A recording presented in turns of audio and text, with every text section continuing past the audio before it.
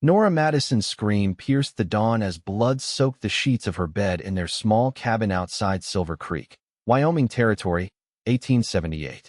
Her husband, George, stood frozen at the door, his hands trembling as the midwife shook her head silently. The baby they had dreamed of for 3 years of marriage had slipped away before taking its first breath, along with any light that had once lived in Nora's emerald eyes. "I'm sorry," the midwife whispered, wrapping the tiny, still form in a blanket.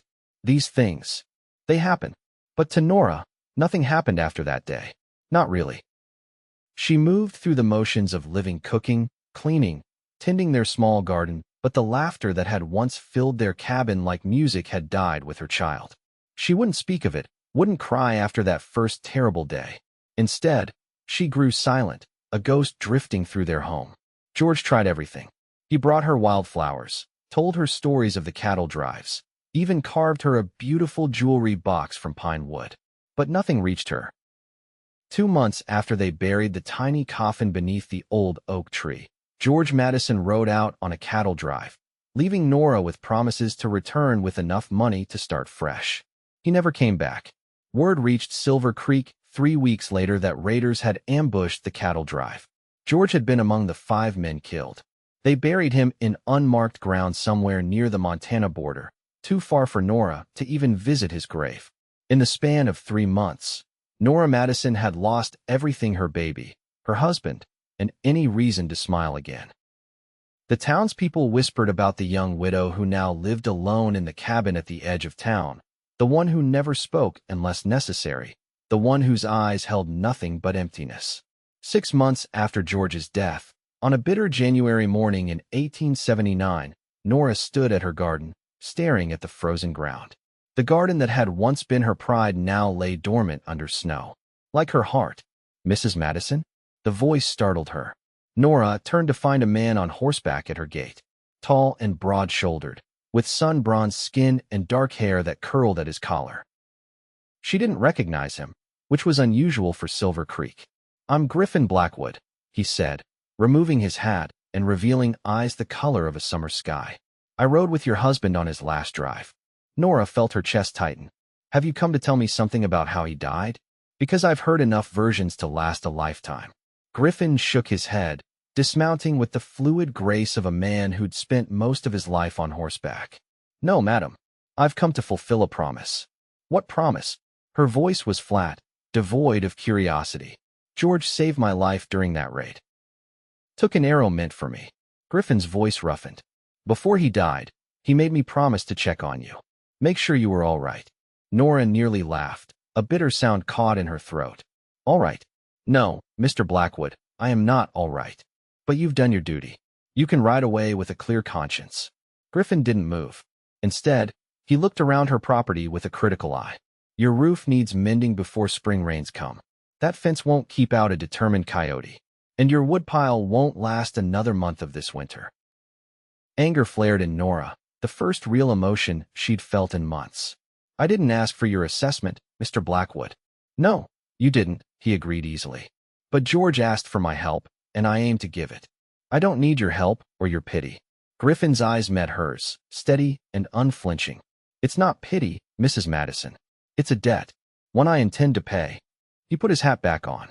"I'll be back tomorrow to start on that roof." Before she could object further, he mounted his horse and rode away, leaving Nora staring after him, her hands clenched at her sides. That night, for the first time in months, she lay awake not from grief but from anger at the presumption of Griffin Blackwood. True to his word, Griffin returned the next morning with tools and supplies. Nora ignored him, going about her chores as if he weren't there. But by midday, the rhythmic sound of his hammering on the roof had become impossible to disregard. When noon came, she reluctantly stepped outside. "You should eat something," she called up, shielding her eyes from the winter sun. Griffin peered down at her from the edge of the roof. "Are you offering, Mrs. Madison? It seems impolite to let you starve on my property." A smile touched his lips. "Then I gratefully accept." Inside her cabin, Nora prepared a simple meal of beans, cornbread, and coffee. She watched surreptitiously as Griffin washed up at the pump outside, water sluicing over his forearms, his movements economical and sure. They ate in silence until Griffin said, "George spoke of you often." Nora's spoon paused halfway to her mouth. "Did he?" Said you had the prettiest laugh he'd ever heard. "Like music," he said. Nora set her spoon down. "Mr. Blackwood, Griffin," he corrected gently. "Mr. Blackwood," she repeated firmly. "I appreciate your help with the roof, but I would prefer not to discuss my husband." "Fair enough." He finished his meal in thoughtful silence, then said, "I'll be done with the roof by tomorrow. Then I'll see to that fence." "And then you'll leave?" Nora couldn't keep the edge from her voice. Griffin studied her for a long moment. "Is that what you want?" "Yes," she said too quickly. He nodded slowly. "Then yes, Mrs. Madison. Once I've fulfilled my promise to George, I'll leave you be." For 3 days, Griffin worked on her property. He mended the roof, repaired the fence, chopped enough wood to last until spring, and even fixed the loose floorboard in her kitchen that had creaked with every step. All while Nora maintained her distance, speaking only when necessary. On the 4th day, as Griffin prepared to leave, a blizzard swept in from the north, trapping him at the cabin. Nora stood at the window, watching the snow pile up against the door, and realized with a sinking feeling that they might be snowed in together for days. "I can sleep in the barn," Griffin offered, noting her discomfort. "Don't be ridiculous. You'd freeze to death." Nora busied herself preparing dinner. "You can sleep by the fire." That night, as the wind howled outside, Nora lay in her bed listening to Griffin's steady breathing from the main room. For the first time since George died, she didn't feel entirely alone. The thought unsettled her. Morning brought no relief from the storm. They settled into an uneasy coexistence, with Griffin telling stories of his travels across the territories while Nora pretended not to listen. But despite herself, she found his deep voice soothing, his tales of far-off places momentarily distracting her from her grief. On the second night of the storm, Griffin asked, "Do you have family somewhere, Mrs. Madison? Someone who could stay with you?" Nora shook her head. "My parents died of fever when I was 16. I have an aunt in Boston, but we haven't spoken in years." "What about friends in town?" "I prefer to be alone." Nora focused on her mending, not meeting his eyes. "No one prefers to be alone," Griffin said quietly. "Some just find it safer than risking more loss." Nora's head snapped up, her eyes flashing. "You know nothing about me or what I prefer." "I know grief when I see it," he said. "I know it can swallow a person whole if they let it." "And you're an expert?" Griffin's face softened with a sadness that matched her own. "My wife and son died of cholera 6 years ago. So yes, I know something about it." The revelation stunned Nora into silence. She'd assumed he was a drifter, a man with no attachments or understanding of what she'd lost. She tried to imagine Griffin with a family, with a child, and found that the image came easily to mind. "I'm sorry," she finally said. "I didn't know." "No reason you should." Griffin poked at the fire. "For 2 years after they died, I didn't speak to anyone unless I had to. Took work that kept me far from people. Thought if I kept moving, the pain couldn't catch up." "Did it work?" His smile was sad. "No. Pain's faster than any horse. It rides with you." Nora returned to her mending, but her thoughts remained on Griffin's words. That night, she dreamed not of her lost baby or George, but of Griffin's unnamed wife and child, faceless figures disappearing into mist. The storm lasted 4 days. When it finally broke, the world outside was transformed into a glittering white expanse. Griffin helped clear a path to the barn and checked on her 2 milk cows and the chickens that had somehow survived the bitter cold. "I should get going," he said as the sun began to set. "Trail will be passable by morning." Nora nodded, surprised by the twinge of regret she felt. "Thank you. For the roof and everything else." Griffin hesitated, then reached into his pocket and pulled out a small wooden figure, a horse, intricately carved. "Made this during the storm. Thought you might like it." Nora took the figure, running her finger over the smooth lines. It was beautiful, each detail lovingly rendered. "You're talented. Just something to pass the time." He collected his saddlebags. "I'll be staying in Silver Creek for a while, working at the Rocking J Ranch. If you need anything." "I'll be fine." Griffin nodded, accepting her dismissal. "Goodbye, Mrs. Madison." As he walked toward the barn where his horse was stabled, Nora called after him. "Nora." He turned, questioning.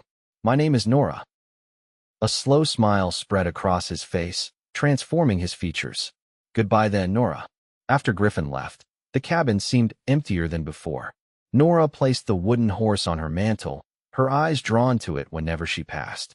2 weeks later, when her plow broke while preparing the garden for spring planting, she found herself walking the 3 miles into Silver Creek, seeking out the Rocking J Ranch. Griffin was breaking a horse in the corral when she arrived, his body moving in perfect harmony with the bucking animal. Several ranch hands watched, calling encouragement. None of them noticed Nora until the horse finally settled, accepting Griffin's guidance. "Mrs. Madison," Griffin said, surprised, as he led the horse to the fence where she stood. "Is everything all right?" "My plow broke," she said simply. "I wondered if you might know how to fix it."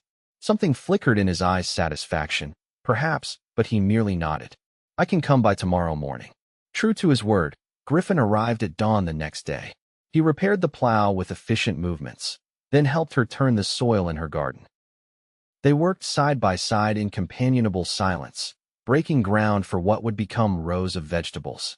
"You should plant some flowers too," Griffin said as they paused for water. "Brightens a place up." Nora thought of the wildflowers George used to bring her, how she'd pressed some between the pages of her Bible. Perhaps. When the garden was prepared, Griffin tipped his hat and turned to leave. Before he could mount his horse, Nora said, "Would you like to stay for dinner?" "As thanks." Surprise registered on his face, followed by pleasure. "I'd like that very much." That dinner became the first of many over the following weeks. Griffin would ride over after his work at the ranch, helping with repairs or heavy lifting around Nora's property, and she would feed him. Their conversations gradually expanded beyond the practical, though Nora still carefully avoided any mention of her baby or George. And Griffin, seeming to understand, never pressed. Spring bloomed across the Wyoming landscape, painting the hills with wildflowers and fresh grass. Nora's garden thrived under her care, and she found herself looking forward to Griffin's visits, planning what to cook for him, wondering what stories he might share.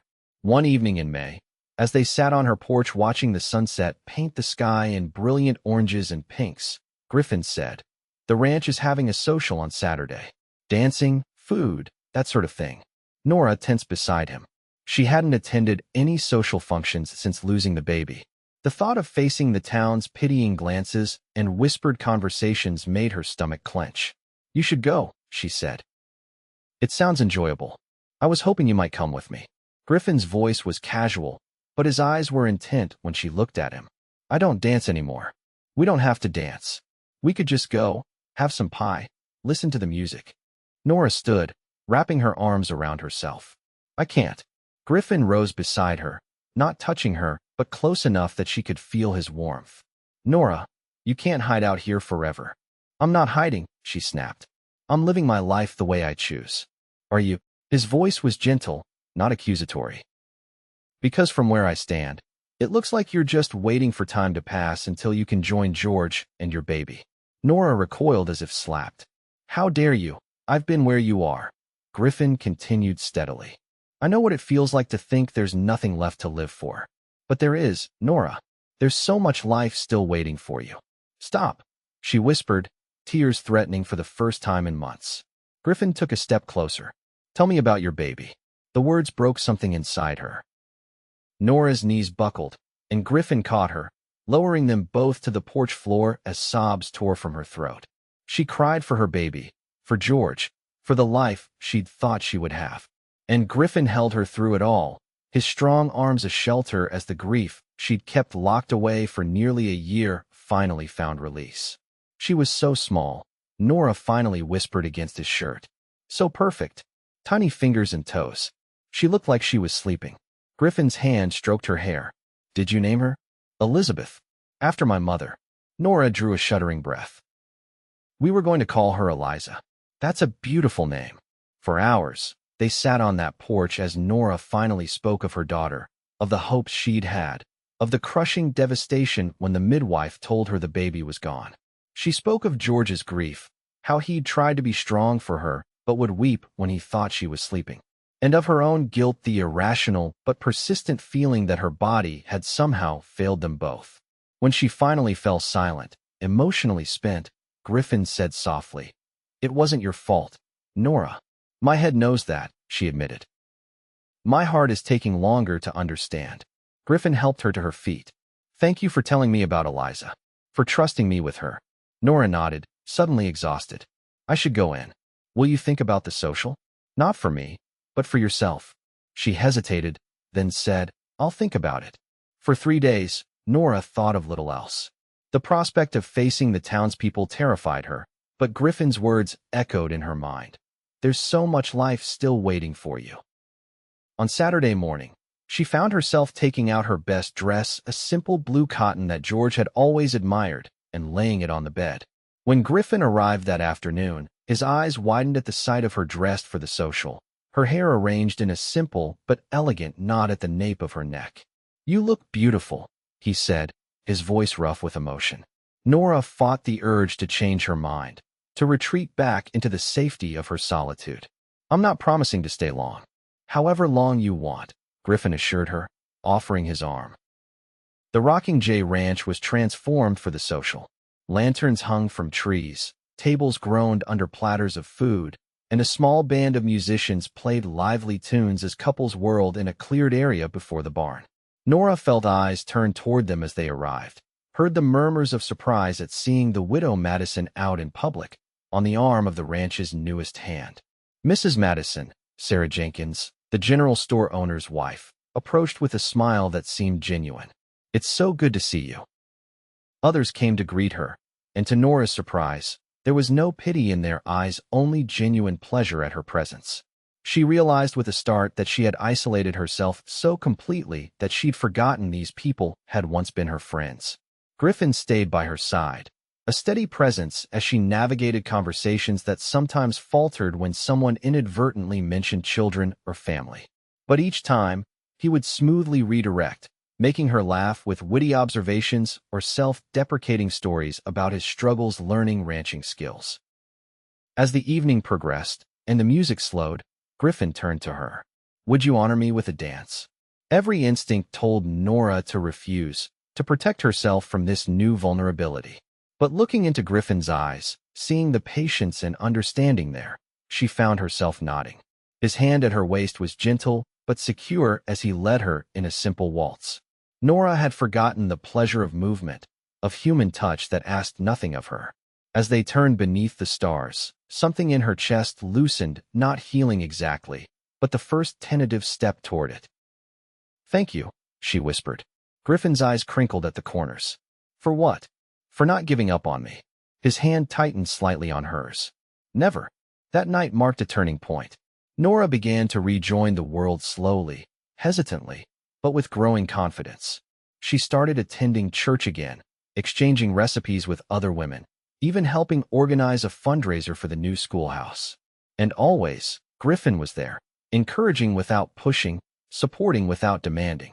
Their relationship evolved into something neither could name. More than friendship, but cautious of becoming more. Griffin continued to visit her cabin several times a week, and they fell into comfortable routines, gardening together, sharing meals, talking late into the evening on her porch. In July, during a particularly brutal heat wave, Griffin suggested they ride to a swimming hole he'd discovered in the foothills. It's completely private, he assured her, and cooler than anywhere in the valley. The idea of escaping the oppressive heat was too tempting to resist. They packed a simple picnic and rode out at dawn, Griffin leading the way through terrain that grew increasingly rugged and beautiful. After 2 hours, they reached a secluded pool fed by a small waterfall, shaded by cottonwoods and willows. It's beautiful, Nora breathed, dismounting. They spread a blanket in the shade and ate their lunch, listening to the soothing sounds of the waterfall. When they finished, Griffin stood and began unbuttoning his shirt. What are you doing? Nora asked, alarmed. Going swimming, he said matter-of-factly. That's why we came, isn't it? But Nora gestured helplessly. Griffin laughed. I'm keeping my trousers on, Nora, and you can keep your chemise and petticoat. No one will see us out here. He turned his back, giving her privacy as he waded into the water in his trousers. Nora hesitated, then made her decision. Quickly, she removed her dress, leaving on her undergarments as Griffin had suggested. Before she could lose her nerve, she stepped into the water. The coolness was shocking and wonderful against her skin. Griffin kept a respectful distance as she acclimated, floating on her back, feeling weightless for the first time in years. When she finally swam toward him, his eyes held appreciation but also deep respect. "You're a natural," he said as she executed a perfect stroke.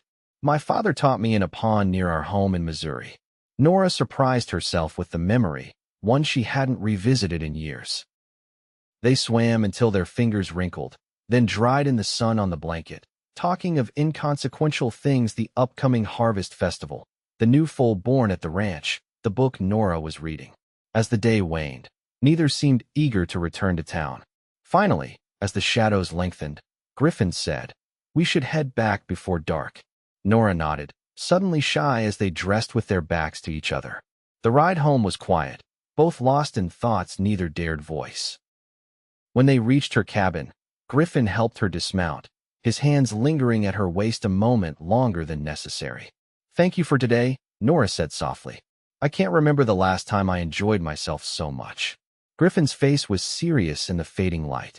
"Nora," he stopped, seeming to reconsider his words. "I'm glad you came." As he turned to leave, Nora found herself calling after him. "Griffin." He looked back, hopeful. "Would you like to stay for dinner?"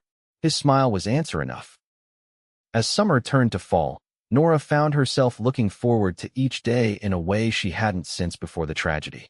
The pain of her losses hadn't disappeared. She still visited the small grave beneath the oak tree, still kept George's pocket watch on her bedside table, but it had transformed into something she could carry without being crushed beneath its weight. And much of that transformation, she knew, was due to Griffin. His steady presence, his quiet understanding, his ability to make her laugh even on the darkest days, all had become essential to her recovery. More than that, they had become essential to her. The realization frightened her. To care for someone again was to risk loss again. And Nora wasn't sure she could survive another loss. So even as they grew closer, she maintained an invisible boundary between them, never quite allowing Griffin to see how deeply her feelings for him had grown. Until the day she almost lost him too. It happened in late September. Griffin was helping round up strays from the rocking Jay's herd when his horse stepped in a prairie dog hole and fell, crushing Griffin's leg beneath it. By the time they got him to the doctor in Silver Creek, infection had already set in. Nora heard the news from Sarah Jenkins, who came running to her cabin. "It's bad, Nora," Sarah said, breathless from her hurry. "Doc Simmons isn't sure if he can save the leg." Or Griffin. Nora didn't remember the walk to town, only the desperate prayer repeating in her mind. Not again. Please, not again. She found Griffin delirious with fever in a room above the doctor's office, his face gray with pain, his legs swollen to twice its normal size. Doc Simmons looked grave when he saw her. "Mrs. Madison, I'm doing everything I can, but what does he need?" Nora asked, her voice steadier than she felt. "The fever needs to break. And soon. I've cleaned the wound as best I can, but the infection is aggressive." Nora removed her shawl and rolled up her sleeves. "Tell me what to do." For 3 days and nights, Nora barely left Griffin's side. She bathed his burning skin with cool cloths, spooned broth between his cracked lips when he was lucid enough to swallow, and spoke to him continuously, telling him stories, reminding him of places he'd promised to show her, begging him not to leave her. On the third night, when his fever raged highest and Doc Simmons wore his most defeated expression, Nora found herself making promises. "Don't you dare die, Griffin Blackwood," she whispered fiercely, pressing her forehead to his. "I won't allow it. I need you." Her voice broke. "I love you. Do you hear me? I love you. And if you die without giving me a chance to tell you properly, I'll never forgive you." Whether it was her declaration, the doctor's treatments, or Griffin's own stubborn will to live, his fever broke before dawn. Nora woke from an exhausted doze in the chair beside his bed to find his eyes open, clear and focused on her face. "You love me," he said, his voice hoarse but certain. Nora froze, mortified to realize he'd heard her confession. "You were supposed to be unconscious." A weak smile touched his lips. "I'm glad I wasn't." She busied herself pouring him water. "You should rest." Griffin caught her hand as she tried to move away. "Nora, look at me." Reluctantly, she met his gaze. "I've loved you since the moment you told me your name," he he said simply. I was just waiting for you to be ready to hear it. Tears filled Nora's eyes. I'm scared, Griffin. So am I. His thumb stroked the back of her hand. Loving someone is always a risk, but not loving you would be the greater loss. Nora leaned forward and pressed her lips to his, a gentle kiss that held all the words she couldn't yet say. When she pulled back, Griffin's eyes were filled with such wonder that it took her breath away. Marry me, he whispered. Not today or tomorrow. When I'm healed and you're ready. But say you will. Nora thought of all she'd lost, of all she might lose again. But she also thought of all she'd found with this man who had brought laughter back into her life when she'd thought it gone forever. Yes, she said, and felt as if she were stepping into sunlight after a long, dark winter. Yes, I will. Griffin's recovery was slow and painful. The infection had weakened him considerably, and while Doc Simmons managed to save the leg, Griffin would always walk with a slight limp. But each day brought improvement, and by November, he was strong enough to return to limited duties at the ranch. They planned a Christmas wedding small and intimate, with only the townspeople who had become their friends in attendance. Nora sewed herself a new dress of deep green wool, and Griffin commissioned a silver wedding band from a craftsman in Cheyenne. 2 weeks before the wedding, as the first snow of winter dusted Silver Creek, Griffin rode to Nora's cabin with news. The ranch foreman is retiring, he told her as they sat by her fire.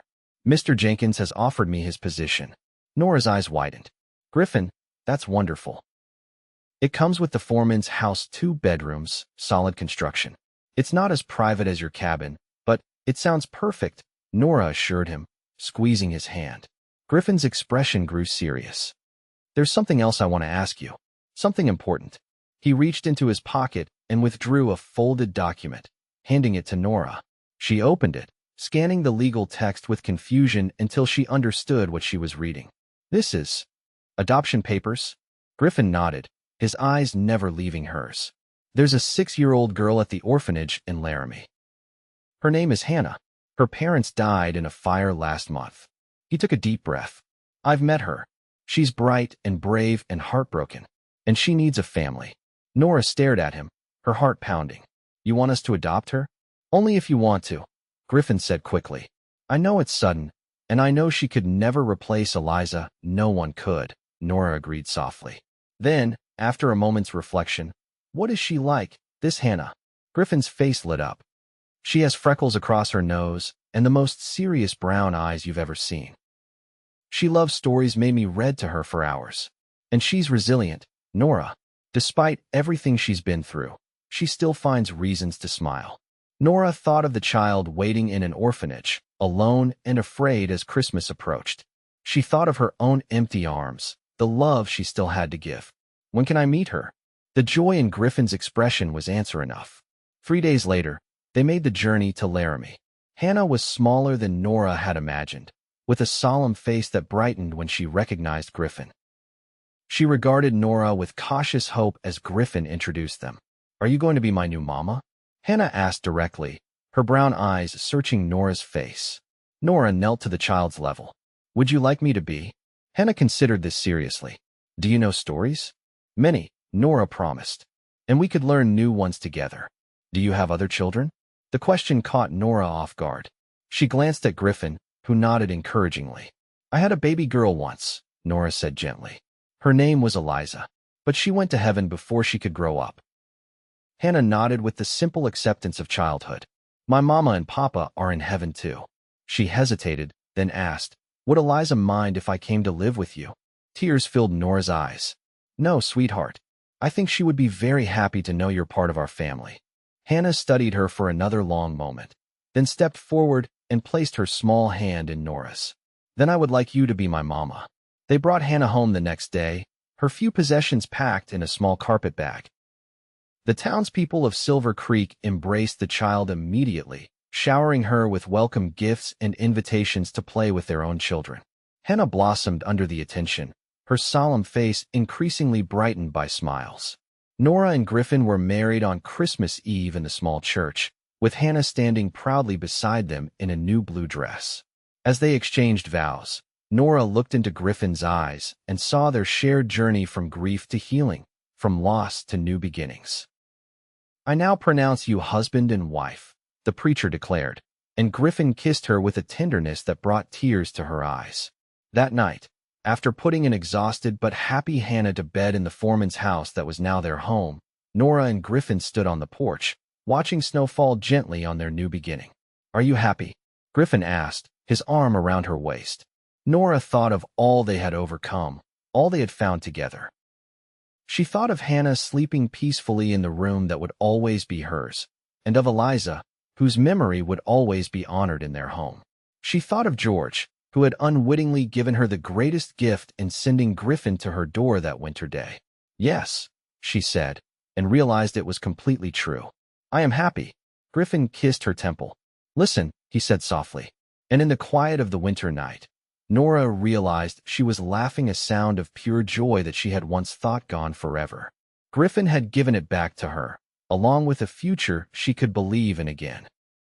"I love you," she told him, her heart full. "And I love you," he answered.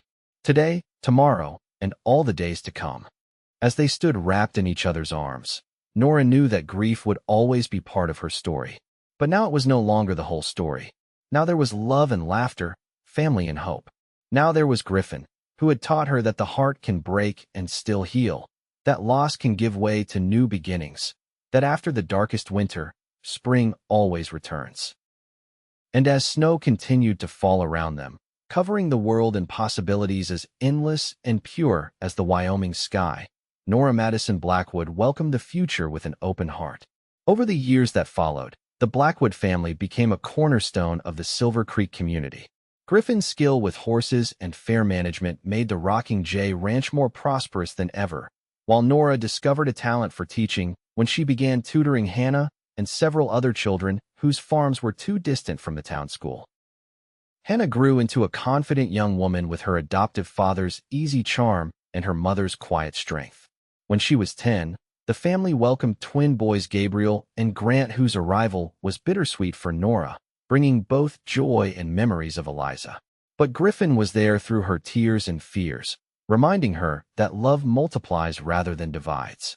Each year on the anniversary of Eliza's birth, the family would visit the small grave beneath the oak tree, now surrounded by wildflowers that Nora and Hannah planted together.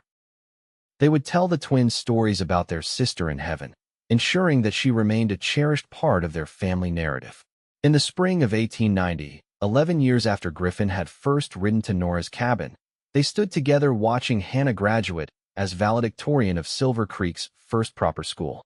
As their daughter spoke confidently to the assembled townspeople about the importance of education and community, Griffin squeezed Nora's hand. "She reminds me of you," he whispered, "so strong and determined." Nora leaned against his shoulder, their 7-year-old twins fidgeting on either side of them. "She reminds me of both of us." The best parts. That night, as they prepared for bed in the larger home they'd built 5 years earlier at the edge of town, close enough for convenience, but with the privacy Nora still treasured, Griffin pulled her into his arms. "Do you ever think about how different our lives might have been?" he asked, stroking her hair, now streaked with silver that matched his own. "If I hadn't made that promise to George?" Nora looked up at the man who had healed her heart, who had taught her to laugh again, who had given her a family she'd thought forever beyond her reach. "I think some promises are destined to be made," she said softly. "Some paths are meant to cross, even if the journey begins in sorrow." Griffin kissed her, the same tenderness in his touch as on that first wedding night. "You still have the prettiest laugh I've ever heard," he murmured against her lips. "Like music." And as their embrace deepened with the familiar passion that had only grown stronger through the years, Nora silently thanked the young widow. She had once been the woman who, despite her grief, had found the courage to open her door to a persistent cowboy and, eventually, to open her heart to life again.